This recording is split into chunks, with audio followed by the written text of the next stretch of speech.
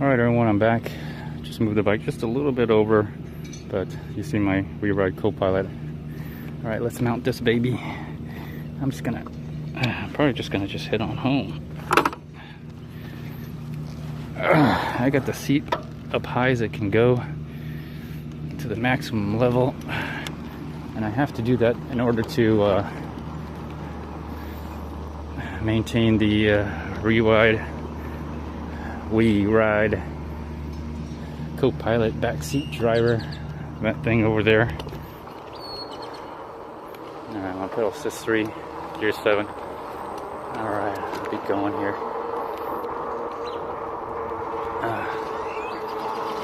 I am sweating like crazy, and it's not because, I guess it could be partly because I'm wearing a soft body armor from Safeguard Armor. I got the level 2 ballistics, level 1 stab, which is basically aluminum chainmail. It's butted, but inside the soft plating, or the soft armor. Kids getting on the bus. I'll just ride my bike. See ya. All the cars have to stop. All the cars have to stop. Alright. Slow down, truck. So,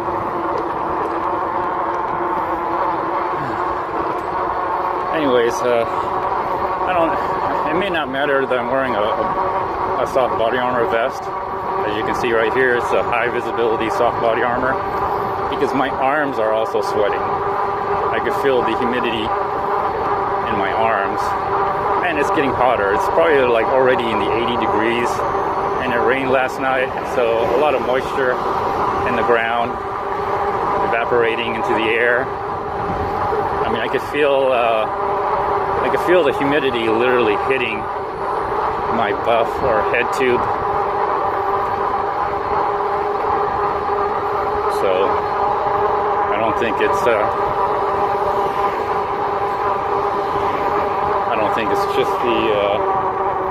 just my vest alone.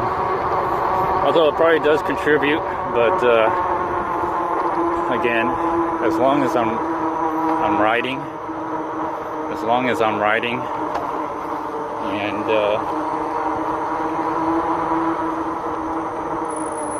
I'm riding and getting airflow, wearing the vest is not that bad. It's actually, you know, I wouldn't say pleasant, but it's not unbearable. It's when I am not moving around, I have no airflow, when I have zero airflow on me. Okay, I have zero airflow on me, that yeah, I start perspiring quite a bit. Last night when I was working in the garage making that extension tube for the WeeRide co-pilot, man, I was sweating. And I had the body armor on too, because the body armor works really well with the chest mount and the gimbal. I mean, it just stabilizes the whole thing to the point where I get pretty good smooth video, and I can use, you know, I can use both hands. So, and man, I was sweating really hard. I'm gonna ride really gentle today. A lady with the headphone on don't see me. Hello.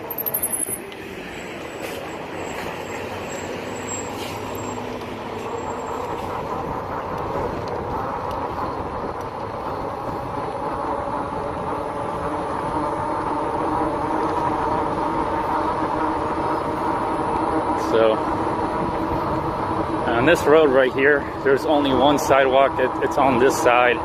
They still haven't made a sidewalk on the other side, so it's a lot of traffic. So that's why I go on the left side here against the traffic.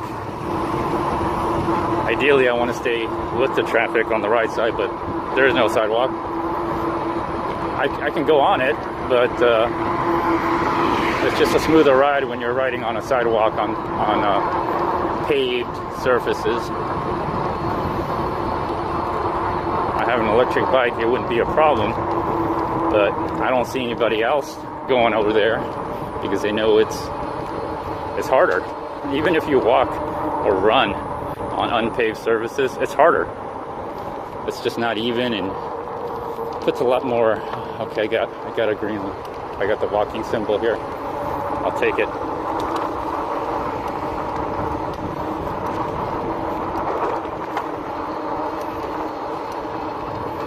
Okay. And of course I got my backpack on. Got no place to put it. And it doesn't matter because I'm wearing the soft body armor, so my back is gonna get sweaty anyway. What the soft body armor does, which I think is a benefit, is that it does give me back support. It almost like braces my back. Okay, she heard me. Good morning. Yeah, people can hear me. I guess some people are, you know, I don't know, have their music on a little too loud. Maybe.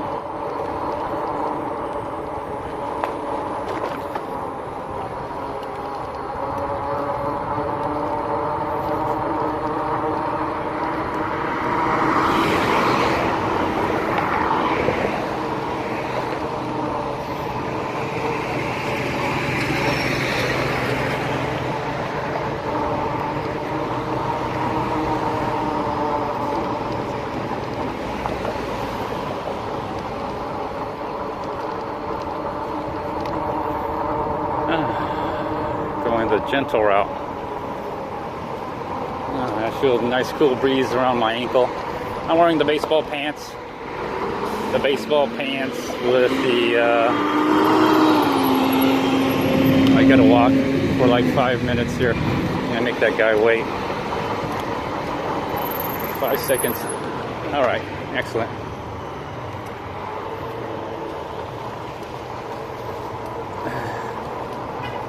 Okay, so wear the baseball pants. They have a little elastic around the ankle, so it kind of cinches in. I got that style because it won't get caught up in the chain ring, and it pulls on it a little bit as I bend my knee. So I got a lot of breathable space between my ankle and where the cuff is, the elastic cuff on the pants, bottom of the pants. The baseball pants, and I'm wearing my Crocs, so no socks. I got no socks on because sometimes I'll stop by the swimming pool, dip my feet in the water, and that also includes the Crocs. I usually kind of wash it off. They got a little sprayer where you can wash off your feet. They got a little sprayer where you can wash off your feet.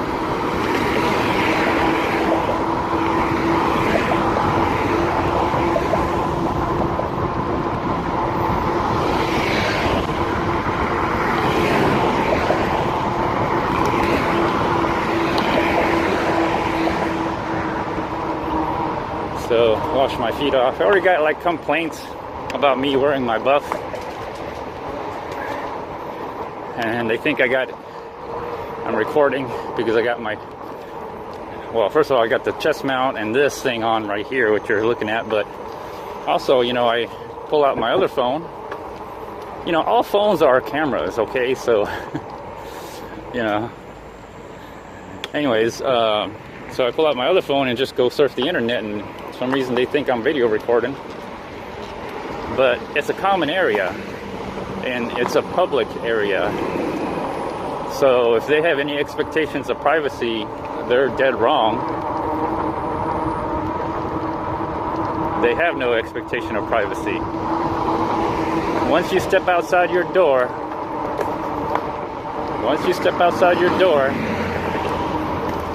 you have no privacy whatsoever.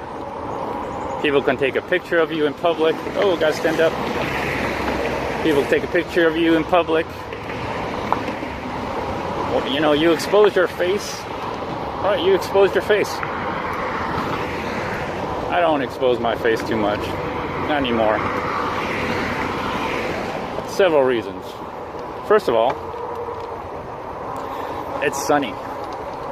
So if I want to keep looking young and beautiful as I am, I want to stay young and beautiful. So cover your face when you're outside. I wear a buff. It doesn't like block out 100%, but what it does do is it greatly reduce the UV rays that are hitting my skin. So it's sun protection. It's still breathable. I mean, I can breathe right through it. I'm wearing it right now. You're looking at it, see? You're looking at it. And I'm breathing, I'm talking. Actually, it feels good. And the other thing is it absorbs the sweat. It does absorb sweat. And so as I'm riding, the sweat evaporates and cools my face down. So there's like many benefits here. I probably wouldn't be able to hi.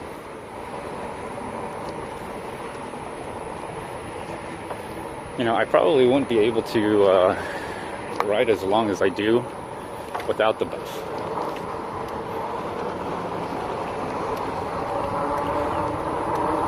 So, and stay cool.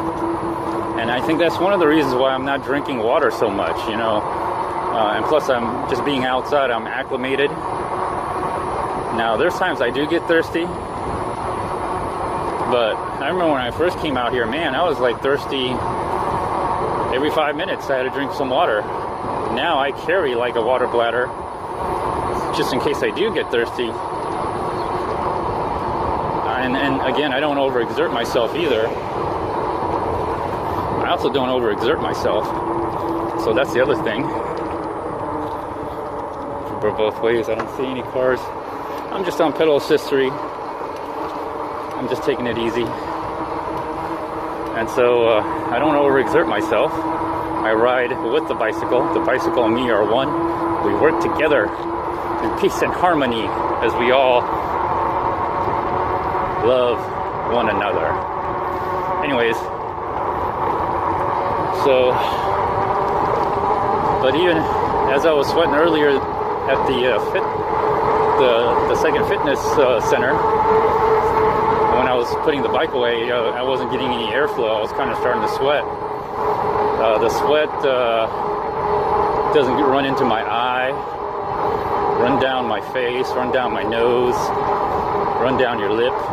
Get a little taste of sweat, that little salty taste of sweat. So it does all that. And then as I ride, and then the sweat evaporates as I'm letting the wind through the buff, it cools me down.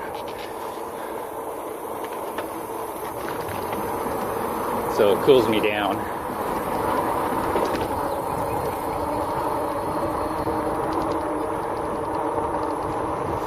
And if you notice the gimbal, when I ride the bike more moderately, it tends to take better videos. So, but anyways, so those are some of the reasons I wear the buff and mask. I'm not trying to be special, unique, or stand out. I do want to be seen. That's the other thing. It has a reflective on the face, and then the head tube. There's the tough headwear, or tough headwear. Yeah, I think it's called tough headwear. They wear on my head that has the band that goes right in the middle of over my head. I look like Aang, the last airbender, when he's all lit up. And then,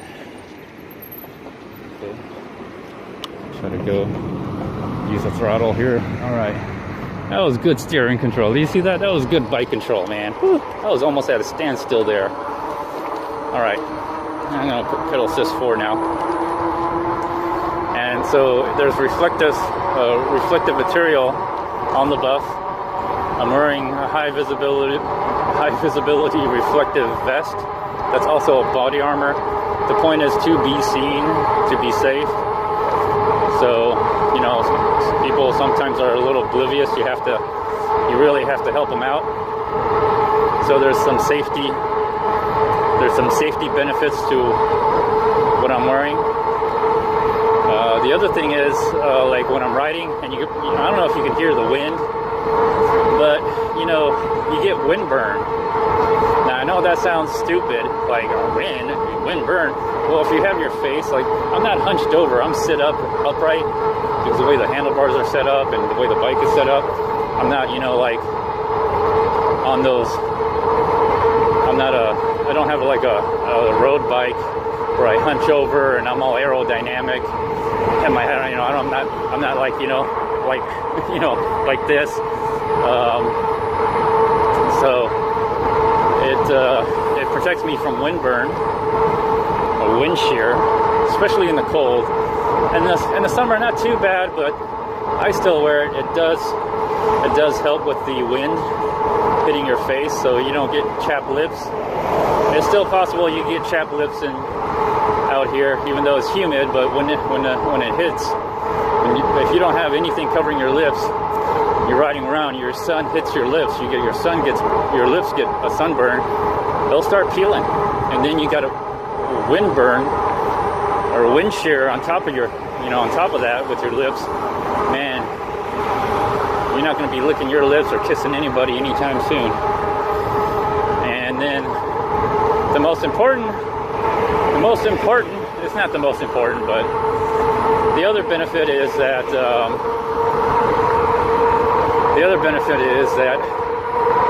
there's a lot of bugs. I mean, if you listen, you can hear a lot of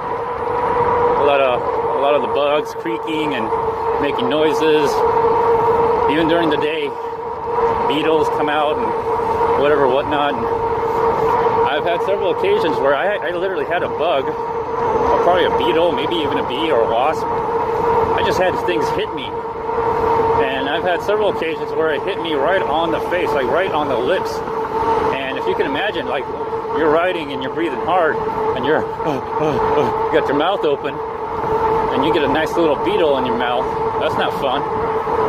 So it also protects against the bugs. I cover my ears so they don't get in my ear, especially when I go off terrain, off-roading, twilight, night, morning, early morning sometimes. Mosquitoes will get you. So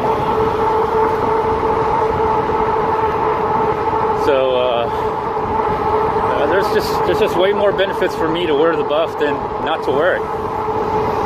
So I'm gonna continue to wear the buff. I wear the full setup. I wear one over my head to keep my hair out of the way. Last thing you want is a little bit of hair to poke your eye or come down where it blocks your view.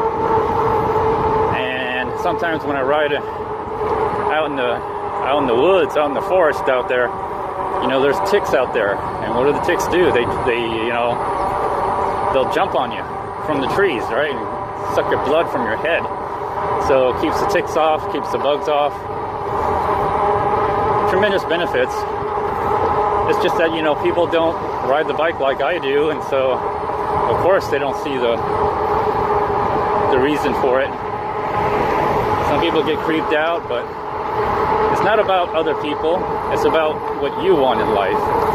I'm not here to accommodate others. I'm not working and earning a wage where that's what you do. You go to work because you're being paid to accommodate others. You're accommodating somebody else's lifestyle and making money for them and getting a small kickback.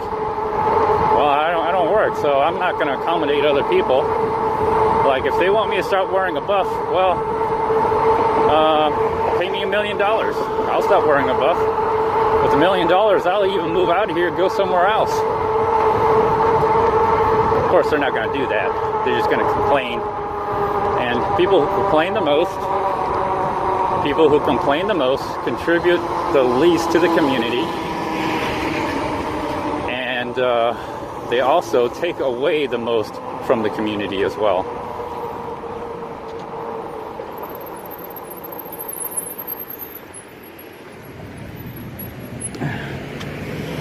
Oh, they got a green light here. I'll just take it. I'm already here. So, yeah, people who complain the most contribute the least, and they also take away the most from the community. And those are the people who complain. Those are the complainers. And I also notice, like, the people who complain the most, well, that means they're unhappy. That's why they're complaining. They eventually end up moving. They eventually end up moving. So, and the reason why they complain the most is because they want other people to keep their yards clean or other stuff. Like, you know, my neighbor, he's moved. He's already bought a house and he's selling his house. But, you know, he used to train his dog to shit on my yard. And I know that because I have 2 cameras in the front, and I'm like wondering whose dog is just shitting in my yard all the time. And so looked at the video footage. My neighbor takes his dog out in the morning to my yard, points at my yard, and the dog takes a shit in my yard. So what I would do is I have that pressure washer. Well, I just take that pressure washer and I just literally pressure wash the crap back onto his yard, and there you go, returning his property back to him. Other times I would, when I had my weed eater and I'd be doing some yard work, I would weed eat the crap, and it would fling onto his walls and on his car. Let's see, what else would I do? I wouldn't do anything, you know, devious in a way, but those are some things. Like, here's another guy from California. The house. A lot of people moving from California. They're probably looking at the price of these houses and they're probably thinking it's a steal. The only problem with that is, you know, the taxes out here, I mean, for these homes, they're based on appraised value. I pay about, like, you know, anywhere from $5,000. You include all the tax, the school, the mud, the lid, and all that. It's about $5,000. So people come out here thinking they're gonna pay like a couple $100,000. They pay. It's almost about the same as wherever they came from, or at least where I came from, out of California. So it wasn't a big deal. But people buy like you know, like $200,000, $300,000 homes. Well, their taxes are about, you know, $7,000 to $10,000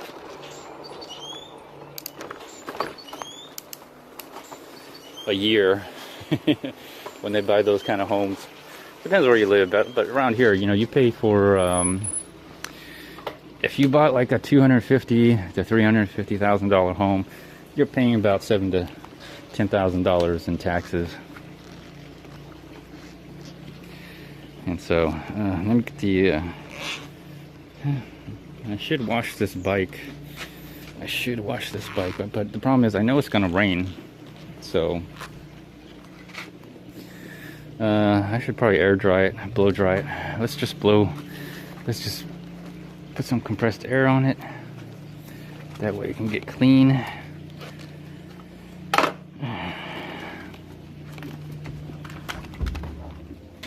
Alright.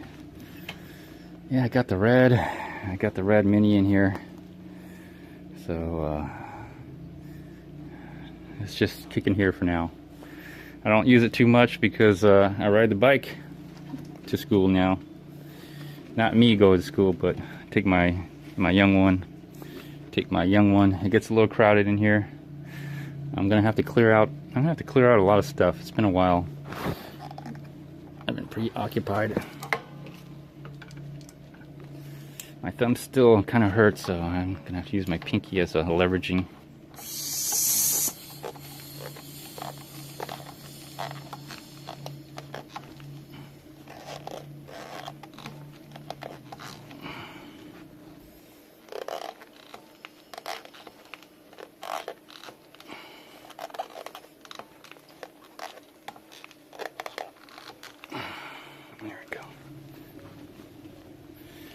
getting a little crowded here, but oh well.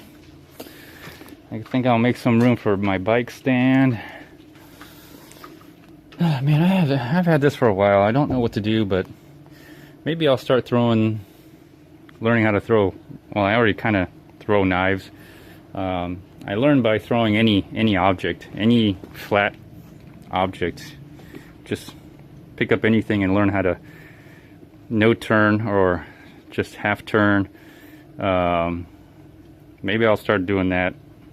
Got to focus my skills to, you know, throwing knives. I don't really recommend throwing knives, but you know, if you're in a situation where you have a lot of tools laying around and that's what you got, it comes in handy if you know how to throw this like a knife. You know, just pick up any screwdriver.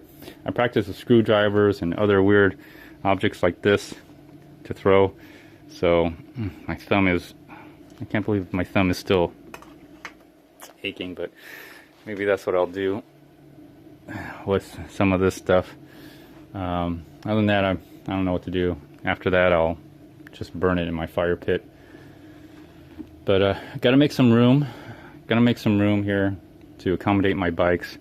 So I definitely got to do something with all this stuff. Okay. Anyways, that's for another video. That's for another video.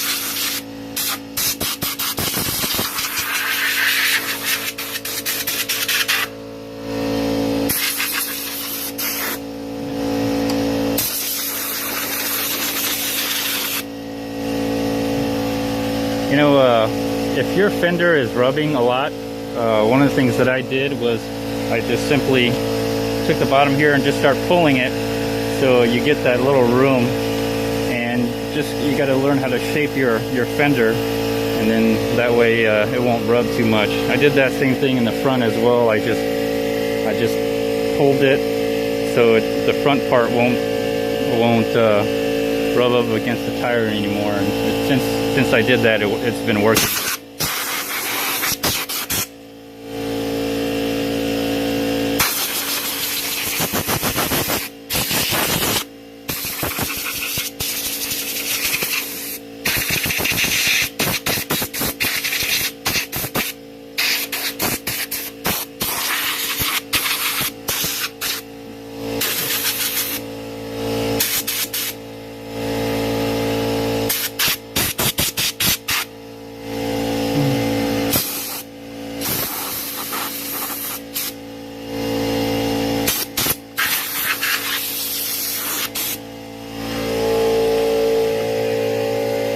So right here is what I'm talking about. It used to be lower, but I took this and I just kept yanking on it, like just pulling on it until it got up to the right size for height, and there's a lot more room here now. It doesn't rub up against the fender, the tire doesn't rub up against the fender.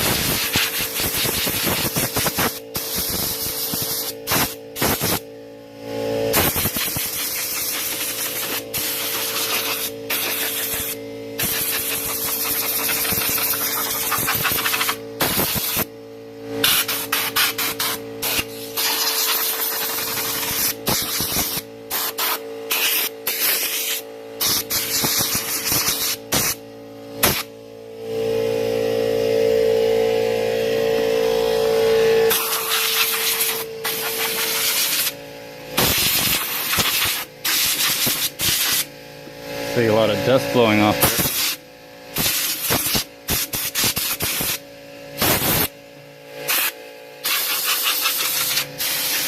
See a lot of the mud here.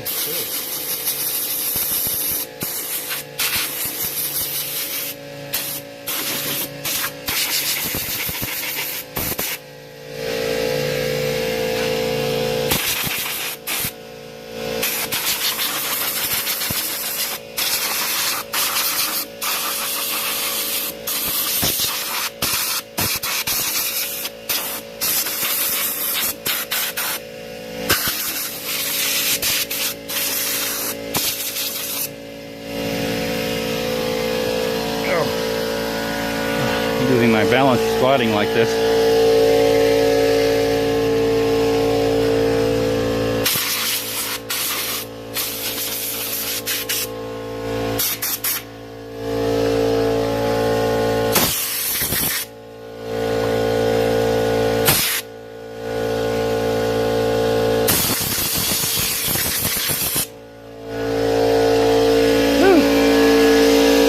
Gonna get loud here.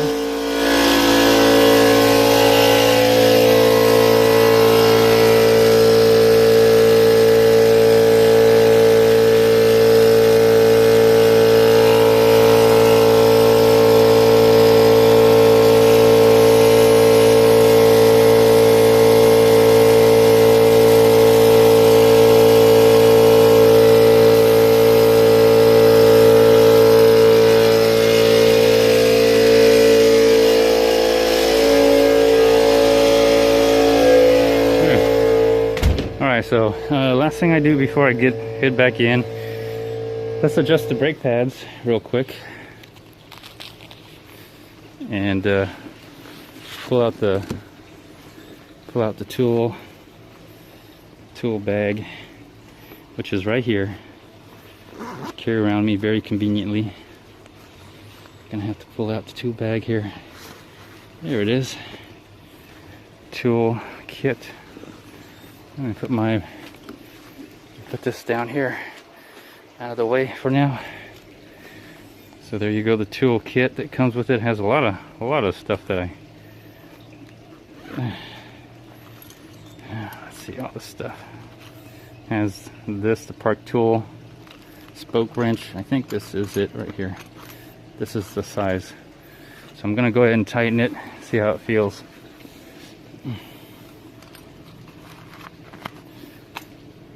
There we go. No, it's too big. I need one smaller. I need one smaller. Which is smaller than this size here. Is it this one? Yeah, this looks like the right size right there. Okay. Alright, so this is out and in, so turning a right goes in. Okay, so this is for the front one. Let's just see how that feels. Okay, feels tighter. Feels tighter. I'll leave that there for now. Let's do the back as well. They're both feeling kind of really loose, so that's why I'm doing it.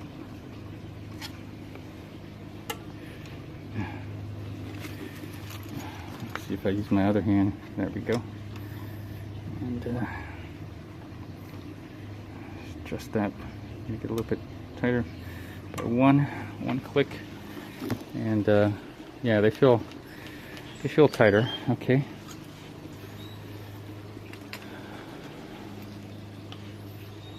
Okay. All right. I'm done. I always carry these. I mean, even though I'm at home, but could have done it anywhere, but just a good habit. Good habit, I guess. Now let me adjust this just a little bit better. Okay.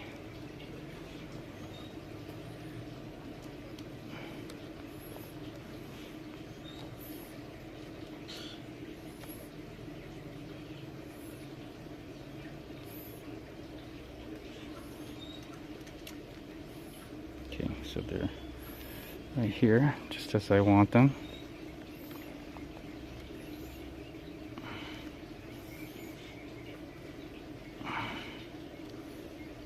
Okay, leave that right there for now. Let's check on the back here. Okay, so they're set where I want them. I think they're good right here.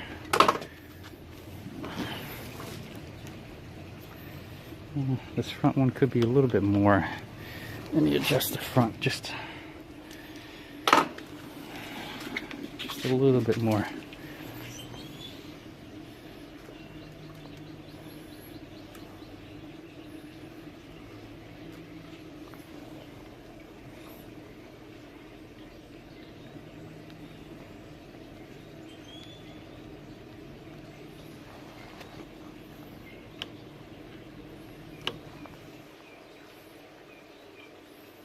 I'm gonna have to maybe even retension the cables. If it's really like that. Okay, I think I'm okay with that mount. Okay, we'll set it right there.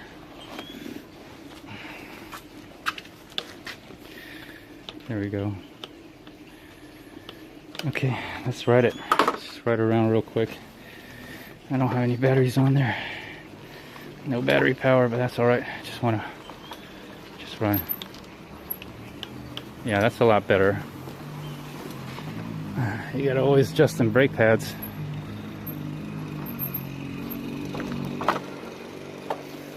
The front one's kind of loose. I might have to re-pull the cable.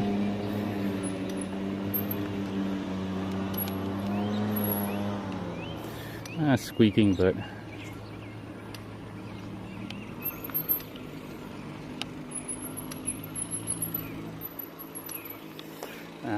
it also maybe need to be washed. Sometimes the brake dust on there, or dust, debris. I'd rather have the brakes working than not working. I'll tell you that much. All right. Whew. Okay, I'm happy. I am happy.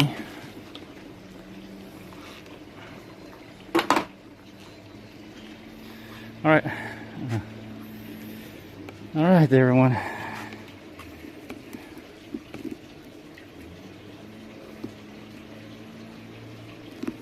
There we go. I'm going to conclude this episode here.